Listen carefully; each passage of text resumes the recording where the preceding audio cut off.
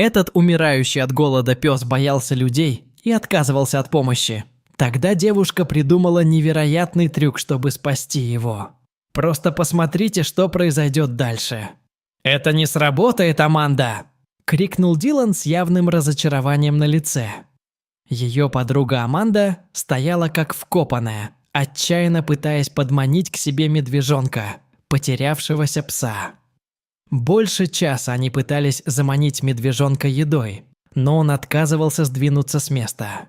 Его ввалившиеся глаза и изможденная фигура выдавали его голод, но он отказывался от всех соблазнительных угощений, которые ему предлагали. Несмотря на все это, Аманда отказывалась сдаваться. «Давай, Дилан, мы не можем бросить его», – сказала она, и ее голос был полон решимости. Дилан колебалась, измученная их длительными попытками помочь медвежонку. «Но мы перепробовали все. Он даже не смотрит на нас», – сказала Дилан, и в ее голосе послышалось разочарование. Аманда не сводила глаз с медвежонка. «Именно поэтому мы не можем сдаться», – ответила Аманда. «Он в ужасе, и мы должны показать ему, что заботимся о нем. Мы не можем оставить его в таком состоянии. Девочки никогда не встречали такой пугливой собаки, как медвежонок». Аманда всем сердцем сочувствовала борющемуся псу. Она знала, что они должны были найти способ достучаться до него, проявить к нему любовь и доброту. «Давайте придумаем что-нибудь новенькое», – сказала Аманда. «Должен быть способ наладить с ним контакт». Аманда заметила, что пес выглядел так, словно плохо ел несколько дней, а может и недель. Это заставило ее сильно забеспокоиться о его здоровье. «Ну же, мальчик, поешь хотя бы что-нибудь», – позвала она. Но медвежонок проигнорировал ее. Они попытались запустить в пса хот-догами, надеясь, что он сдастся и схватит еду, но он только заскулил от страха и отскочил назад. Через некоторое время они решили оставить его в покое. Они просидели в машине до 3 часов ночи, составив собаке компанию на ночь. Ночь. К тому времени, как взошло солнце, они решили разойтись по домам, так и не добившись никакого прогресса. Дилан и Аманда уложили свои вещи в машину. Перед тем, как уехать, Аманда постояла, глядя на медвежонка, все еще опасаясь их. Его напряженное тело и безумные глаза свидетельствовали о том, что бедное животное, должно быть, столкнулось с чем-то ужасным в прошлом, что и стало причиной его нынешнего поведения. Аманде было жаль его, но она знала, что они с подругой сделали все возможное, чтобы помочь. Через несколько мгновений она вздохнула и села в машину, где ее ждал Дилан. Они уехали, снова оставив пса одного. Пока они ехали домой, Аманда не могла выбросить пса из головы. Она не могла не беспокоиться о нем. Когда они подъехали ближе к дому, ее внезапно осенила идея. Идея казалась нереалистичной, но она решила еще раз все обдумать, прежде чем принимать решение. Если бы все получилось, она бы нашла способ помочь медвежонку. Медведь. Медвежонок не всегда был испуганным и избегал общения. До того, как он попал в беду, он жил с кем-то. Поначалу Генри любил его и заботился о нем. Девушка Генри тоже жила с ними в то время, и медвежонок был счастлив со своими хозяевами-людьми, которые любили друг друга и его самого. Но за несколько месяцев до того, как он начал убегать от людей, что-то изменилось. Его владелец, глубоко и беспредельно влюбленный в свою подругу, сделал ей предложение, и вскоре они должны были пожениться. Волнение было очевидным, и медвежонок не мог не испытывать радости. Было приятно видеть своего хозяина таким счастливым, и медвежонок тоже чувствовал себя в безопасности. Свадебные планы были тщательно продуманы. Члены семьи входили и выходили из дома, заставляя медвежонка прыгать и лаять от любопытства и возбуждения. Воздух наполнился смехом и болтовней, а медвежонок нетерпеливо завилял хвостом, наблюдая за этой суматохой. Они даже решили, что медвежонок будет носить кольца. Они с Генри много раз репетировали, как он будет идти к алтарю и очаровательно преподносить кольца. Медвежонку нравилось внимание, и его гордый владелец осыпал его угощениями и похвалами. Генри предвкушал, как свяжет себя узами брака со своей девушкой и проведет с ней остаток жизни. По мере приближения знаменательного дня дом гудел от предвкушения. Медвежонок почувствовал всеобщее волнение и прижался к Генри, насторожив уши. Никто не подозревал о грядущей катастрофе. Их счастье было на грани того, чтобы разбиться вдребезги, и жизнь медвежонка навсегда изменилась. В день свадьбы медвежонок был хорошо ухожен и одет в специальный костюм для этого случая. На месте проведения церемонии гости уже сидели, ожидая начала церемонии.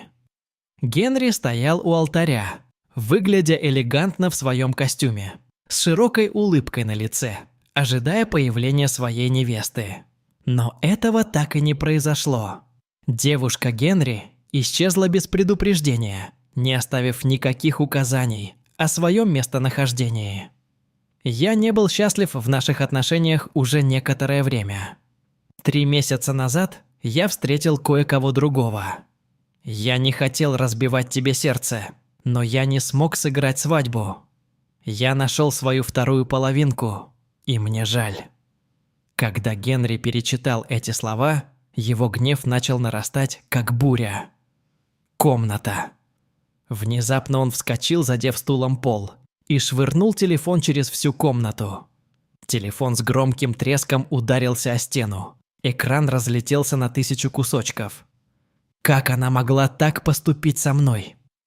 После всего, через что мы прошли, как она могла?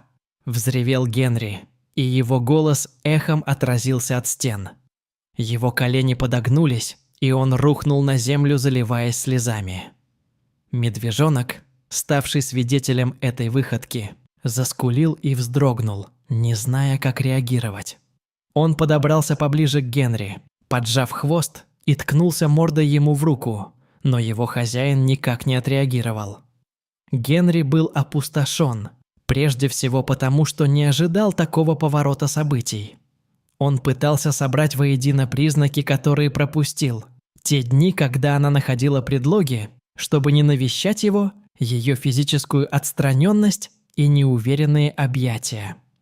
Он вспомнил их разговоры, смех, который они разделяли, и мечты, которые они строили вместе. Как она могла все это бросить? Боль и предательство разлились по его венам. Когда слезы потекли по его лицу, Генри понял, что был слеп к предупреждающим знакам. Он был убежден, что их связывает глубокая, всепоглощающая любовь. Теперь это казалось жестокой иллюзией. Потеря и разбитое сердце повергли Генри в глубокую депрессию. Он отдалился от своих друзей и семьи, включая медвежонка, который жил с ним. Генри начал становиться бессердечным и поклялся никогда больше никому не отдавать свое сердце. Он стал параноиком, думая, что все вокруг притворяются влюбленными. Медвежонок, привязчивый пес, постоянно искал привязанности и любви. Ему нравилось играть и дурачиться с Генри. Однако он был поражен произошедшей в нем переменой. Всякий раз, когда пес пытался приблизиться к Генри, он получал холодный ответ. Медвежонок чувствовал печаль Генри и чувствовал себя беспомощным, неспособным что-либо сделать, чтобы облегчить его боль. Проходили недели, и становилось только хуже. Любящий хозяин, которого медвежонок знал, превратился в злобного незнакомца. Глаза Генри, когда-то яркие и теплые, теперь казались тусклыми и пустыми. Его улыбка, которая когда-то освещала комнату, исчезла. Все началось с пренебрежения и невежества, но вскоре переросло в нечто худшее. Генри забывал покормить медвежонка, заставляя его хныкать от голода. Он игнорировал его нетерпеливые ласки и прижимания к себе, запираясь в своей комнате на долгие часы. Однажды ночью Генри, спотыкаясь, вернулся домой в состоянии сильного алкогольного опьянения. От него пахло алкоголем, и он пошатывался. Медвежонок подошел к Генри, надеясь, что его почешут за ушами, а когда он ткнулся носом ему в ногу, Генри резко ответил. «Отойди!» – прорычал Генри, в его голосе слышался гнев. Медвежонок съежился, поджав хвост. Он не понимал, что сделал не так. Резкий тон Генри глубоко задел медвежонка, и он убежал, ища утешения в самом тихом уголке дома. Он лежал, опустив уши, и на сердце у него было тяжело от горя. После той ночи последовала череда частых криков и ругани. Всякий раз, когда медвежонок приближался к Генри, он кричал и даже прогонял пса пинками, забывая при этом покормить его. Один раз Генри ужинал, а медвежонок, проголодавшийся после 2 дней без еды, наблюдал за ним неподалеку. Когда на пол упал кусочек еды, пес быстро схватил его, но Генри пнул его ногой. Ему. «Это моя еда. Ты думаешь, что можешь забрать то, что принадлежит мне?» – закричал Генри. Медвежонок захныкал, испугавшись и почувствовав боль от удара. Этот инцидент, как и многие другие, вселил в медвежонка глубокий страх, который преследовал его позже. Однажды Генри вышел из дома, не заперев как следует дверь. Медвежонок воспользовался возможностью сбежать от своего жестокого хозяина. Медвежонок прошел так далеко, как только могли его унести слабые, истощенные ноги. В поисках свободы медвежонок оказался на горе Рейнир. Обессиленный, он рухнул рядом с кустом. У сильно истощенного пса не было сил добывать пищу. На следующий день после полудня люди начали замечать усталого, потерянного пса, скорчившегося возле куста. Хотя ей было жаль его, она понимала, что это непростой случай, с которым она не справилась бы в одиночку. Полная решимости помочь, она начала опрашивать соседей, рассказывая о потерявшейся собаке и ее пугливом поведении, надеясь, что кто-нибудь, у кого есть необходимые ресурсы, вступится за нее. Новость о пропавшей собаке быстро распространилась по близлежащему городу, вызвав любопытство и беспокойство среди жителей. Все, кто слышал эту историю, задавались вопросом, что могло вызвать у него такой глубокий страх. Аманда Горасио и ее подруга Дилан Паркинсон были особенно тронуты этой историей. Как заядлые любители собак, питающие слабость к нуждающимся животным, они были полны решимости принять меры, услышав о собаке, которую теперь зовут Медвежонок.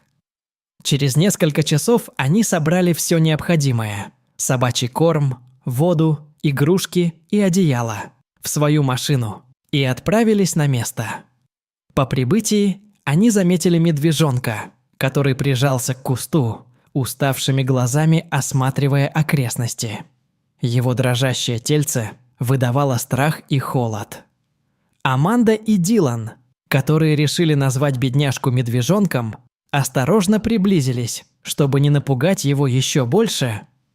Дилан медленно распаковал припасы, разложив еду и воду в пределах досягаемости. Они тихонько окликали его, тихонько свистели и даже предлагали угощение, но он не сдвинулся с места. Дилан даже достала телефон и показала медвежонку фотографии своих собак, надеясь, что знакомые собачьи мордашки его утешат. Аманда попыталась подражать успокаивающему тону, которым она разговаривала со своим щенком, но медвежонок по-прежнему прижимал уши и поджимал хвост. Не растерявшись, они вернулись к машине и начали обдумывать новый план. «Возможно, ему нужно что-то более соблазнительное», – предположила Аманда. Они съездили в ближайший магазин и вернулись с упаковкой хот-догов, надеясь, что пикантный аромат разожжет аппетит медвежонка. Аманда легла на землю, повернувшись спиной к медвежонку, и начала ползти назад, медленно приближаясь к тому месту, где он лежал. Всякий раз, когда медвежонок нервно бросал взгляд в ее сторону, Аманда замирала, тихонько всхлипывая и зевая. Ее исследования показали, что эти успокаивающие сигналы могут уменьшить его страх. Постепенно Аманда сократила расстояние между ними, всегда двигаясь медленно, повернувшись спиной к собаке. Напряжение медвежонка ослабло, сменившись любопытством. Все это время пес внимательно наблюдал за Амандой. Вскоре он смягчился. Пес воспринимал ее как беспомощную человеческую девочку, не обладающую навыками выживания.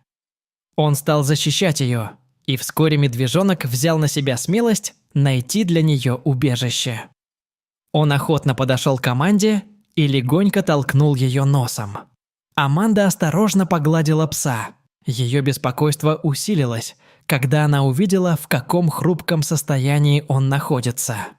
Она была благодарна, что наконец-то смогла достучаться до него. Она не могла поверить, что с помощью этого трюка им удалось спасти голодающего пса. Осторожно, чтобы не потерять его доверие, Аманда посадила слабого пса в их машину. Дилан поехал в приют, где медвежонку должны были оказать помощь. Во время поездки Аманда держала собачью голову у себя на коленях. «Что с тобой случилось?» – спросила Аманда, разглядывая худенькое тельце медвежонка в изодранном виде. Она почувствовала глубокую скорбь по бедному псу, и мысль о том, что могло бы случиться, если бы они его не спасли, была невыносима. Когда они наконец прибыли в приют для животных, волонтеры бросились помогать собаке собакой. Аманда и Дилан с нетерпением ждали в приюте отзывов ветеринаров. Дорожка. Они изо всех сил надеялись, что медвежонок поправится. Спустя час ветеринар наконец вышел, чтобы встретиться с Амандой и Диланом. Он сообщил им, что собака была сильно истощена и обезвожена. Следующие слова ветеринара было трудно расслышать. На его шерсти несколько синяков. Сердца Аманды и Дилана наполнились гневом. Они яростно гадали, кто мог причинить вред ни в чем не повинной собаке, но у ветеринара не нашлось для них ответа. Он заверил их, что при условии отдыха и правильного питания медвежонок поправится в течение нескольких дней. Аманда и Дилан испытали облегчение от того, что медвежонок наконец-то получил необходимую ему помощь, и надеялись, что он преодолеет свое травмирующее прошлое и найдет любящий дом. Хотя женщины хотели бы усыновить его, личные обстоятельства помешали этому. Выразив свою благодарность персоналу приюта и проведя трогательный момент с медвежонком, Аманда и Дилан наконец попрощались с приютом. Приют, пообещав держать его в курсе процесса усыновления щенка. Сотрудники приюта создали медвежонку благоприятные условия, обеспечив ему надлежащее питание, комфорт и внимание.